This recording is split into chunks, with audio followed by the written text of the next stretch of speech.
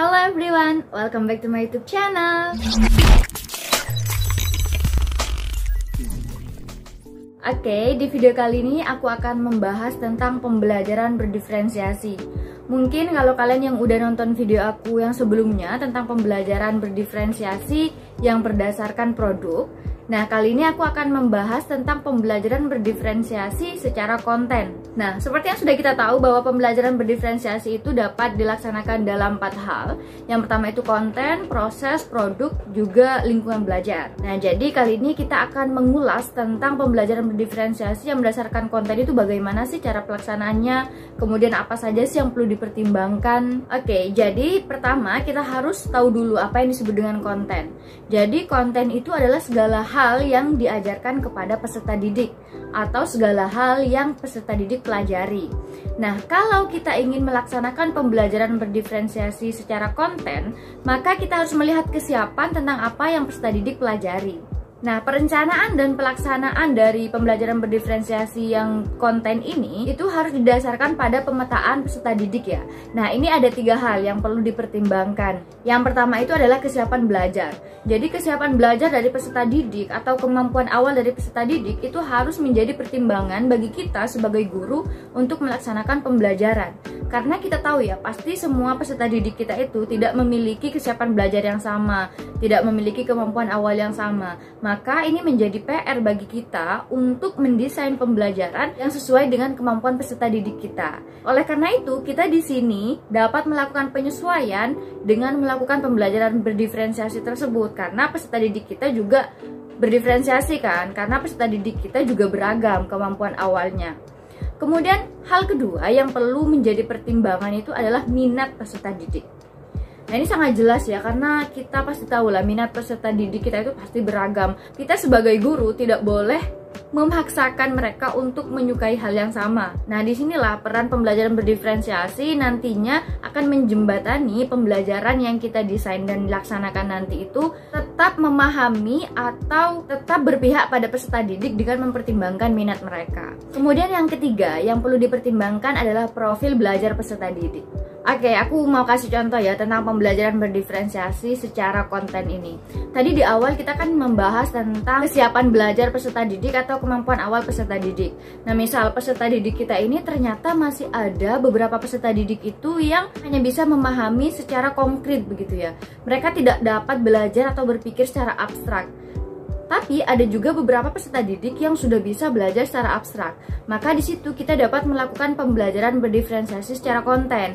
Jadi di awal kita bisa memberikan pembelajaran yang konkret itu untuk mengakomodir peserta didik kita yang hanya dapat memahami pembelajaran secara konkret itu. Jadi mungkin ketika misal kita belajar tentang descriptive text. Oke, karena aku dari bidang studi bahasa Inggris, jadi contoh yang aku munculkan adalah contoh pelajaran bahasa Inggris ya. Jadi misal kita akan menjelaskan atau kita akan belajar tentang descriptive text, maka kita langsung hadirkan benda yang akan dideskripsikan tersebut. Karena biasanya peserta didik yang masih belum dapat belajar secara abstrak itu mereka akan kesulitan kalau tidak ada benda yang kita hadirkan secara langsung. Nah, berbeda dengan peserta didik yang sudah dapat berpikir secara abstrak. Dalam hal ini kesiapan belajar atau kemampuan awal peserta didik tersebut lebih tinggi ya daripada peserta didik yang tadi. Maka di situ kita juga dapat memberikan pembelajaran yang lebih menantang. Mungkin ada pertanyaan-pertanyaan lanjutan, kemudian pembelajaran yang juga sifatnya abstrak seperti itu. Contoh lain nih, pembelajaran berdiferensiasi dalam hal konteks yang berdasarkan pada minat peserta didik. Misal kita belajar tentang naratif teks, otomatis setiap peserta didik itu memiliki minat yang berbeda-beda kan. Jadi ketika mereka ingin menarasikan sesuatu atau ingin membaca teks narasi, otomatis mereka memiliki kesenangan yang berbeda.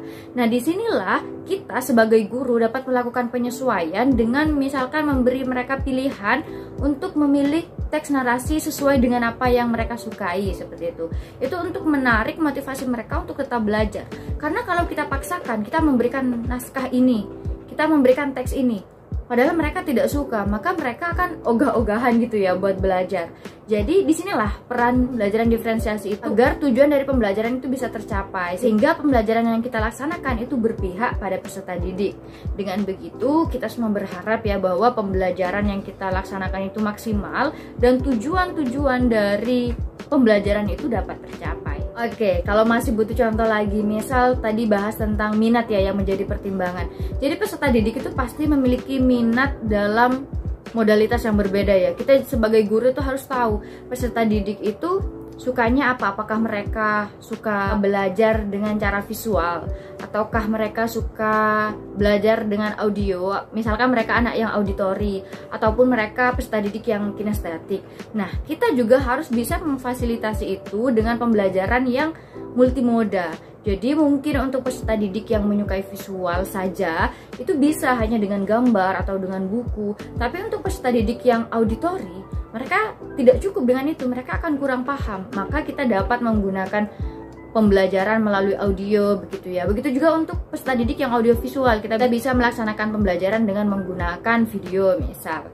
Sama halnya dengan yang kinestetik, maka kita bisa dalam pembelajaran itu melakukan aktivitas-aktivitas yang dapat mendukung pembelajaran untuk peserta didik yang kinestetik tersebut.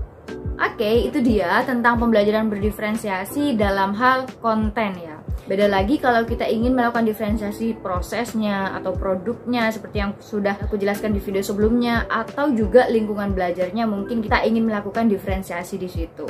Oke, mungkin itu saja video aku untuk kali ini. Semoga video ini bisa bermanfaat dan bisa kita terapkan ya ketika kita ingin mendesain dan melaksanakan pembelajaran. So, that's all from me. See you next video.